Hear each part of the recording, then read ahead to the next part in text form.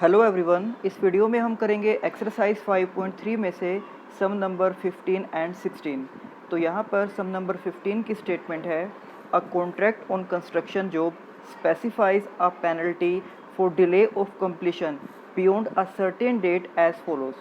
यानी कि यहाँ पर बताया गया है कि कंस्ट्रक्शन का एक काम है जिसका कॉन्ट्रैक्ट इस कंडीशन पर दिया जाता है कि अगर उस कंस्ट्रक्शन के काम को फिक्स डेट से लेट किया जाएगा तो वहाँ पर कॉन्ट्रैक्टर को पेनल्टी लगेगी, यानी कि उसको फ़ाइन देना पड़ेगा, जो कि इस प्रकार है, ₹200 for the first day, ₹250 for the second day, ₹300 for the third day, etcetera.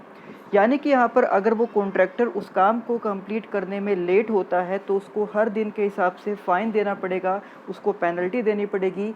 First day के लिए है पेनल्टी ₹200, लेकिन अगर वो 2 दिन काम को लेट करेगा तो फर्स्ट डे के लिए 200 है और सेकंड डे के लिए उसको पेनल्टी देनी पड़ेगी ₹250, और इसी तरह से थर्ड डे के लिए उसका फ़ाइन हो जाएगा ₹300। तो अब यहाँ पर दिया गया है, the penalty for each succeeding day being ₹50 more than for the preceding day. तो जैसे कि हम यहाँ स्टेटमेंट में देख भी सकते हैं कि हर दिन जो पेनल्टी है वो इंक्रीज़ हो रही है ₹50। तो हमसे यहाँ पर पूछा गया है, how much money the contractor has to pay as penalty if he has delayed the work by 30 days. तो हमें यहाँ पर ये बताना है कि अगर वो कॉन्ट्रैक्टर उस काम को 30 दिन लेट करता है तो उसको कितनी पेनल्टी पे करनी होगी, यानी कि कितना फ़ाइन उसको पे करना पड़ेगा। तो यहाँ पर क्लियरली हम ये देख सकते हैं कि पर डे की जो पेनल्टी है वो एक एपी की फॉर्म में है, क्योंकि फर्स्ट डे की पेनल्टी है ₹200, सेकंड डे है 250, थर्ड डे है 300, देन इसी तरह से वो इंक्रीज़ होकर 350 and up to so on. तो हम यहाँ पर देख सकते हैं कि इन सभी टर्म्स के बीच का जो डिफरेंस है वो 50 है, यानी कि वो सेम है। तो इस तरह से ये सीरीज़ एक एपी है और हमें यहाँ पर इसकी 30 टर्म्स के सम को फाइंड आउट करना होगा, क्योंकि क्वेश्चन में हमसे पूछा गया है कि अगर कॉन्ट्रैक्टर उस काम को 30 दिन डिले यानी कि लेट करता है तो कितनी पेनल्टी उसको पे करनी होगी। अब इसके सोल्यूशन में हम यहाँ पर लिखेंगे, it can be observed that these penalties are in an AP having first term as 200 and common difference as 50। तो जैसे कि स्टेटमेंट में कहा गया था कि फर्स्ट डे के लिए जो पेनल्टी है वो ₹200 है, तो इसको हम फर्स्ट टर्म लेट करेंगे और जितना डिफरेंस था हर दिन की पेनल्टी के बीच उसको हम यहाँ पर मानकर चलेंगे कॉमन डिफरेंस। तो इस तरह से ए की वैल्यू 200 है और डी की वैल्यू है 50। तो penalty that has to be paid if he has delayed the work by 30 days.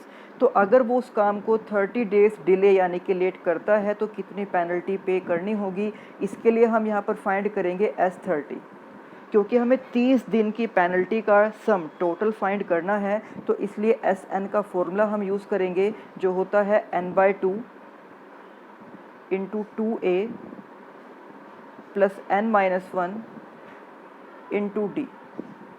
तो इसके अंदर हम n की वैल्यू पुट करेंगे 30,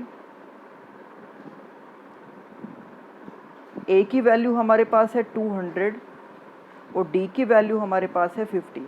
तो ये तीन वैल्यूज़ इस फॉर्मूले के अंदर पुट करके हम यहाँ पर 30 डेज़ की पेनल्टी को फाइंड आउट कर सकते हैं। तो आप देख सकते हो कि यहाँ पर हमने n की जगह पर पुट किया है 30 को, ए की जगह पर पुट किया गया है 200 को और डी की जगह पर पुट किया गया है 50 को। तो जब इसको हम सोल्व करेंगे, 2 से 30 को डिवाइड कर दिया जाएगा 15 पर, 2 और 200 का प्रोडक्ट हो जाएगा 400, 30 में से 1 को सब्ट्रैक्ट करेंगे तो 29, और 29 को जब हम 50 से मल्टीप्लाई करेंगे तो इनका प्रोडक्ट हो जाएगा 1450। इसके बाद ब्रैकेट के अंदर इन दोनों नंबर्स को हम ऐड करेंगे तो इनका सम आ जाएगा 1850, जिसको जब हम 15 से मल्टीप्लाई करेंगे तो हमें प्रोडक्ट मिलेगा 27,750।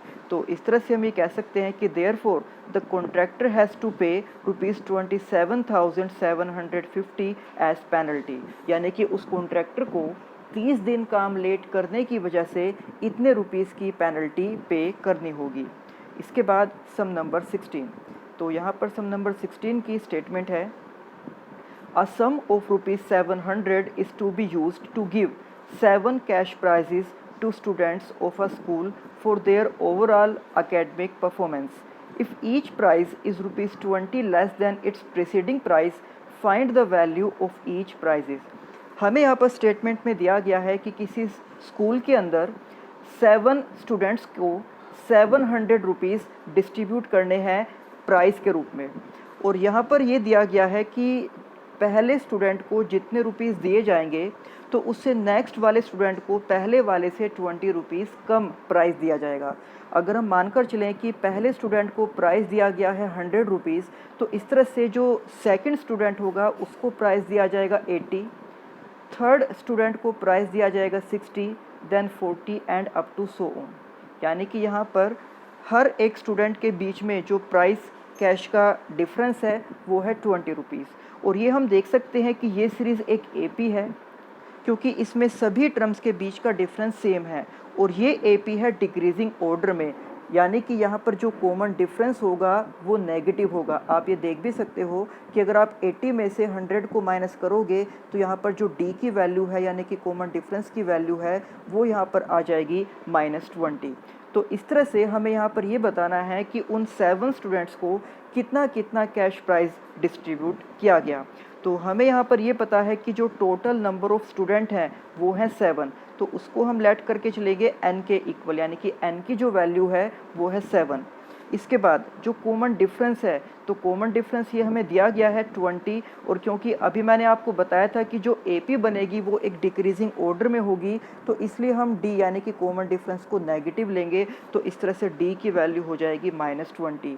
और ये जो 700 है ये टोटल कैश प्राइस है, यानी कि इसको हम लेट करके चलेंगे SN के इक्वल।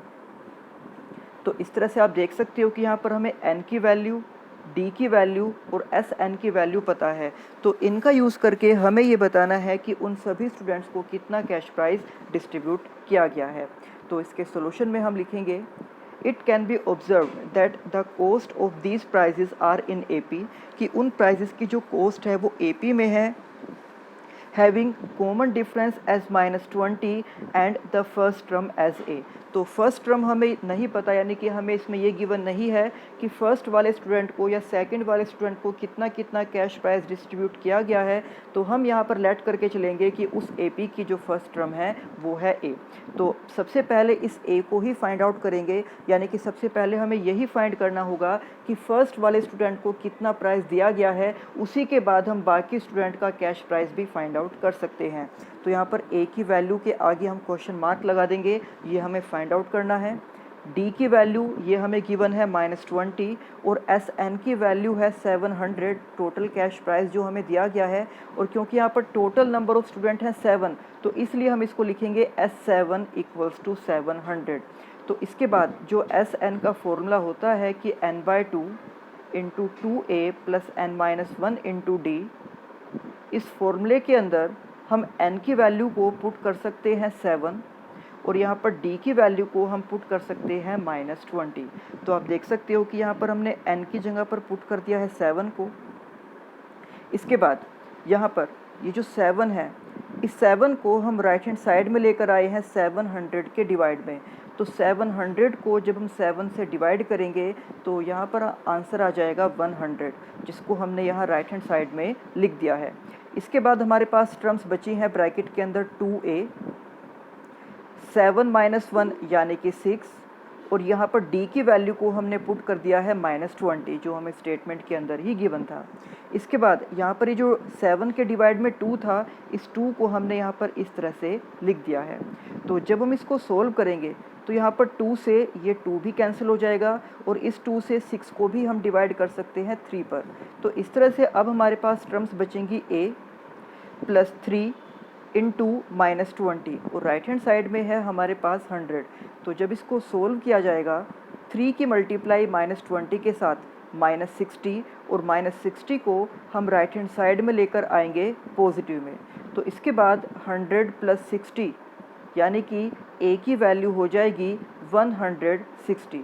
दैट मीन्स हम ये कह सकते हैं कि फ़र्स्ट स्टूडेंट को जो कैश प्राइस दिया गया है वो है ₹160।